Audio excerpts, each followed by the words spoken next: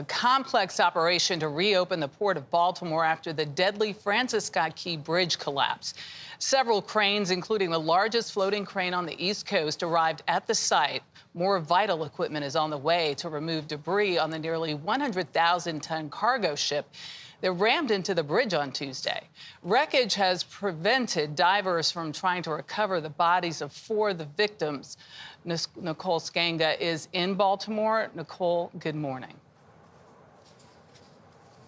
Good morning, Michelle. The Army Corps of Engineers says it's nearly done sonar mapping the channel. Now, once that's done, the next step will be to cut the collapsed bridge into pieces and then lift all of that twisted steel and concrete out. A colossal crane capable of moving 1,000 tons, now poised to lift the wreckage of the Francis Scott Key Bridge. This crane that we're looking at is massive. The thing we also know is this: so is the challenge ahead of us. An estimated 2,000 to 3,000 tons of steel now sitting atop of the cargo ship Dolly. It's at least going to get cut safely into 4 pieces, and then we'll slowly and deliberately take it off the front of that vessel. Underway, 7 floating cranes, 10 tugboats, 9 barges, 8 salvage vessels, and 5 Coast Guard vessels. A fleet tasked with clearing the 700-foot channel. The top priority for all the equipment that we're marshaling right here is going to be focused on clearing the channel. Meanwhile, families still reeling from the loss of 6 men, working to fill potholes on the Key Bridge when it collapsed underneath them. Carlos Alexis Suazo is the brother of Minor Yasir Suazo Sandoval. He was a kind human being, his brother says. He motivated people, and everything he started, he finished it. And wants him to be remembered for his big heart. I would do anything, Suazo says. I'd prefer I died so he could keep living. As a community rallies around the construction workers originally from Mexico, Guatemala, El Salvador, and Honduras. The workers who make it possible to get to work, to visit family. The workers who work at 9 and in the cold. Moises Diaz was also slated to repair the Key Bridge Tuesday, but his shift changed, sparing him the same fate of men he called brothers. No matter how difficult, dangerous, Diaz says, that's how we live, earn our salaries. Now he's praying this tragedy shatters stigmas against immigrants. Sometimes when we're out there working, people drive by and yell, "Go back to Mexico," Diaz says. But we're all not Mexican, and this is a country of immigrants. Diaz tells us that his heart is filled with sadness, yet despite his loss, despite all of his grief from losing these 6 close friends, he also says that if he were asked to help rebuild the bridge, he would do it because it's his job. Jeff? Okay, Nicole, thank you. There's some renewed concerns over the health of Pope Francis after the pontiff bowed out at the last minute from a service Friday night. ABC's Inez de la Cuetara joins us now with the latest. Inez, good morning.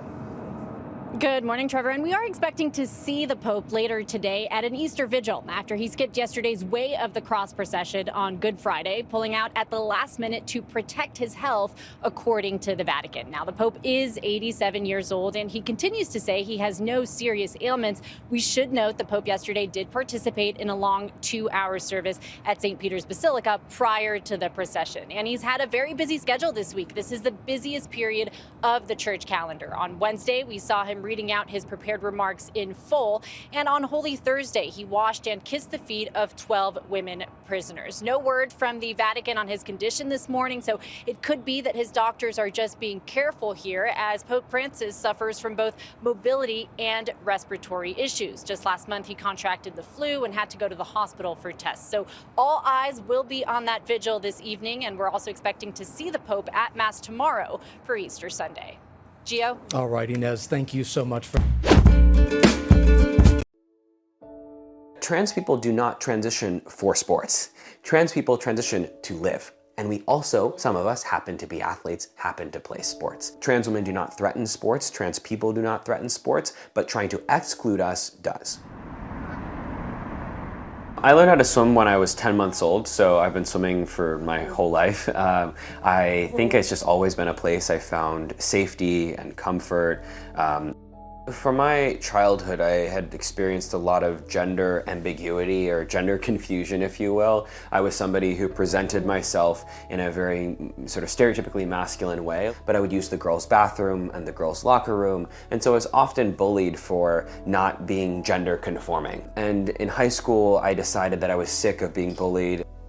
So I started looking or changing my look to be more girly, but it was miserable. And so when I finally went to actually a residential treatment center for the eating disorder that I was struggling with, I took a break and I actually discovered that I'm trans. But at that time, I had been recruited to swim for the women's team at Harvard. I felt like I had to choose between being myself as an athlete and being myself as a trans person. And I had many conversations with my coaches. The women's coach said, I don't know a whole lot about this and about your identity, but I do know that we care about you and we want to figure it out. She ended up talking to the men's coach, Kevin Terrell. Kevin said, why don't you swim for the men's team if you identify as male, want to swim here at Harvard? And I initially declined it, actually. I said, no, I'm not ready for that. I think that's too much. I'm too scared. I don't want to be alone. There's nobody else that has done this before. That sounds terrifying. And I was basically prioritizing all of this paper success of winning races or being on the record board or even going potentially to Olympic trials and beyond in the women's category. I was prioritizing all of that over my own happiness. And I needed to take that leap for my own happiness. So in April of 2015, I decided to swim for the men's team. And then that fall in August and in September was when I began on the men's team at Harvard and became the first openly trans athlete to do so on a D1 men's team in college. A lot of critics are arguing that testosterone is the thing that makes somebody better or worse in a sport, and therefore trans women, so those assigned male at birth who identify as women, should not be able to compete with other women in women's category sports. Does testosterone treatment improve one's athletic outcomes? Sure, it could, right? But is that the only factor as to why I got faster? Probably not. Actually, I'm going to say definitely not. There's so much inequity in sports, and people are focused on trans people, when in reality, there are so many other problems: socioeconomic disparity, racism, ableism, fat phobia, classism and capitalism, right? There are so many problems that create an unlevel playing field in sport that we should address, and trans people are not at all a factor. Everybody is debating trans rights and where trans people belong or if we belong, and yet most Americans claim they've never met a trans person. Most can't accurately define the word transgender. And so we've got this combination of people don't know a whole lot about trans people, but everybody's talking about us. So this is a really concerning discrepancy, right? People have no information about us, and yet everybody's debating us. And so I wanted to give them information about us.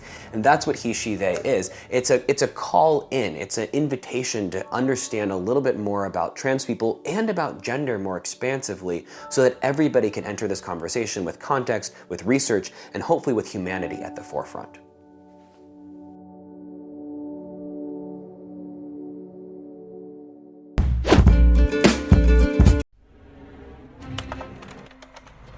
Police have today been carefully checking the royal car which was attacked last night. Ian Ball made what was the first ever royal kidnap attempt a bizarre ransom note for delivery to the Queen, which asked for £3 million. I've still got a bit of bullet lodged in my hand. In fact, it's just about there somewhere. My name is Jim Beaton, and I was the protection officer for Princess Anne for 5 years in the Metropolitan Police. Thursday the 20th of March, we got about 3/4 of the way up the Mall, and this white car pulled in front of us. This chap, Ian Ball, the driver of the white car, came back towards the royal car. I got out of my seat, came up out behind the car, and it went bang bang and shot me in the chest. I tried to fire back at him with my gun. I missed the first shot, and then the gun jammed. Ball was pointing his gun at Princess Anne and saying, and he said, "You drop your gun or I'll shoot," or something to that effect. He fired at the same time as my hand went up, and the bullet went into my hand. We kicked the back door open, and there was Ian Ball standing there. He shot me in the abdomen. I struggled out of the car, half dazed obviously, went round the front of the car and lay down on the pavement. Although shot 3 times by ball, he managed to go on struggling to defend Princess Anne until other officers overpowered the defendant. When Princess Anne came to see me in hospital, it was quite funny because the staff said, "Go on, you must put some cover up your chest and all the wounds and things," and I sort of stuff it. But just said it's, you know, pleased that we're all sort of still alive and kicking, so to speak. What was going through your mind when all this was happening? It was all very quick, of course. Probably, I wanted to get him. Ian Ball, initially he seemed normal, and then it was only when my colleagues in the police dug a bit deeper and saw what it was that they realised that he was mentally unstable. For outstanding bravery, Police Inspector James Beaton received the George Cross. I think Princess Anne reacted exceptionally well. She was cool, calm and collected, although obviously I'm sure she was worried to death. As I say, it wouldn't have been much good sort of sitting and brooding about it. In fact, it was so unbelievable that one doesn't really believe it happened now. So. At that time, training courses were nil. You just shoved in and off you go. Nowadays, it's very different, of course. It's selected, they're interviewed and tested and everything else. After this incident with Princess Anne, yes, Royal Protection changed drastically, really. Slightly better guns, better ammunition, more courses, more training, more people. Suddenly all appeared, literally within days. It really is a different world altogether. Very different from when I started.